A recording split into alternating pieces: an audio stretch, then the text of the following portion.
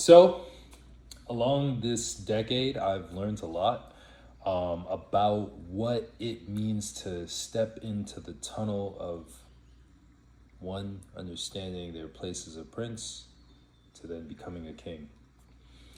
If you have read a book called The Defining Decade by Meg Jay, you may already understand where I'm going with this.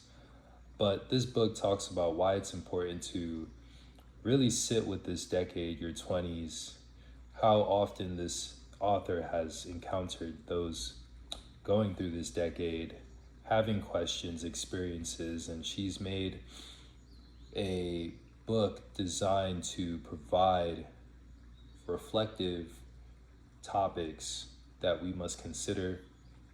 And it wasn't until my own experience and being in this decade that has shown me where my place in all of it has been. And I think it's honestly been a beautiful story. It's been bombarded with many things. I've faced my own traumas even more. They've been dissolved in some ways, processed in other ways, but no longer do I wish to suppress them or repress the memories that only show up in my actions. And so when I reflect on my earlier 20s, I think back to the first topic she mentions, and that's knowing where you stand in life and where you wish to go. Develop the mindset of where can what I'm doing take me within my career and within my contribution to society. So while I was in college, I've thought about that, and it made me lose hope at first. It was almost like an existential crisis. But I was blessed enough to be in a community that had something I never thought I'd ever experience. And it was a HBCU, so I felt seen. I felt like something was now being expressed that wasn't expressed in my other environment. And I've learned things along the way about myself in the quietness of the area I was in rather than the busy, loud noise I was accustomed to. And so I was able to think about that vision and what I want to pursue in life. I originally started off learning about psychology. For 4 years, I spent the time exploring where our behavior is concerned and how to cognitively talk through experiences with those that you seek counsel from, learning about the neurology of behavior and how it affects our neural processing, and what that means when you're in a relationship or dealing with an addiction. And I myself have had to compare notes to my own experience and find some parallels along the way. But I continued to move forward and decided to learn about the neuromusculoskeletal system. So it went from one layer of understanding to another. And I continued to acquire this wisdom, to acquire this knowledge, not just for myself, but at some point, knowing that I will share this with someone, it felt great to just learn the process. So in the decade of continuing school, learning, and finding the direction worthwhile, I came across what she then expresses in the next chapter regarding intimacy. And so we have this desire to be intimate with someone after hearing what every other male has had to say about what they can extract from someone of the opposite sex. I did not entertain those thoughts, but of course, my libido had its own misdirections.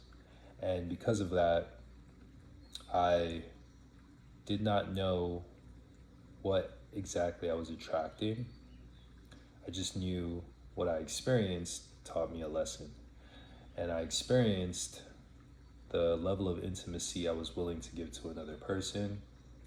However, I didn't understand the depths in which intimacy can go. But it definitely can show you some things. And I know some people say trauma bonding is a no-no. And I don't think it's an experience one should stay in if it is affecting them and their well-being. But at some point, the reflection can look like this. Has this experience dissolved my own trauma, in spite of it coming across as a bond? And in our own trauma, we begin to develop habits, tendencies that never served us as individuals, and they definitely don't serve the responsibility we carry, knowing that we are building something, a partnership, a relationship with others in our lives.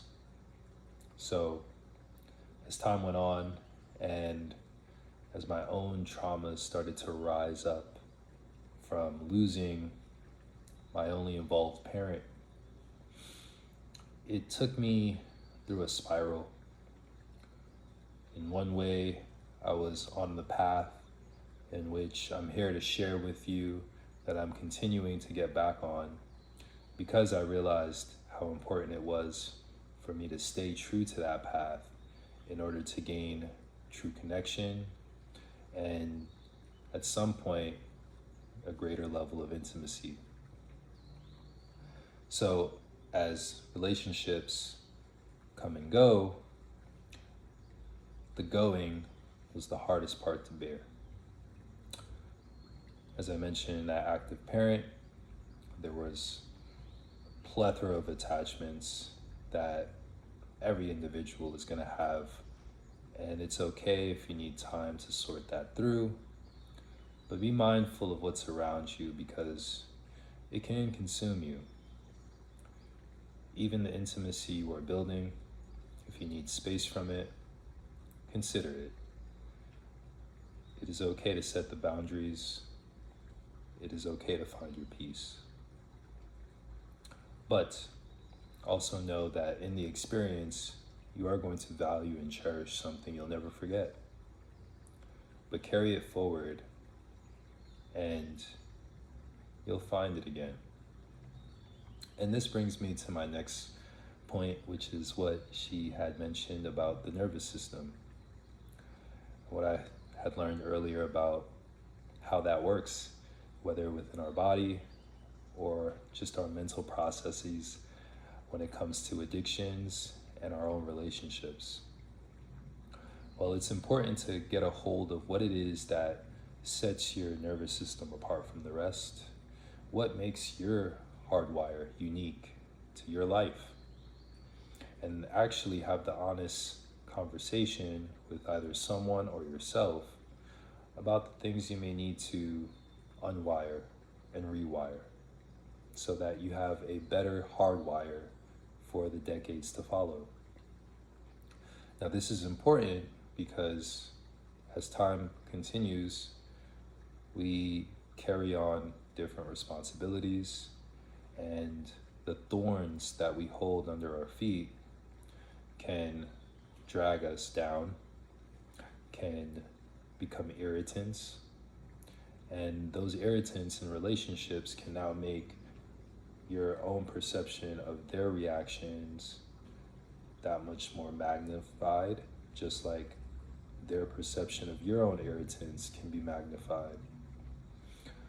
But to know that even in the intimacy you build with someone, I do believe that, and the optimist side of me would say, irregardless of what influences can say about you and your involvements with another, is that love is understanding repair, being able to admit through repentance, and reflecting enough on where you have contributed to the demise, to the restoration. It's the willingness to love in the midst of hardship.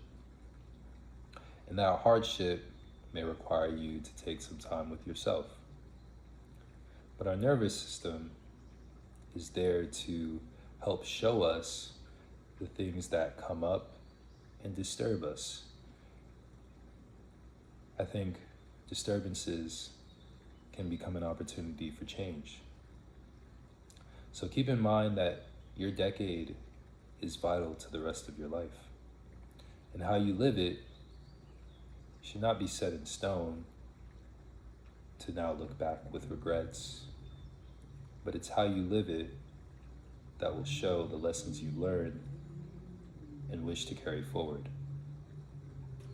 So you can call me Aku or Q, but I'm here to express what I can with you.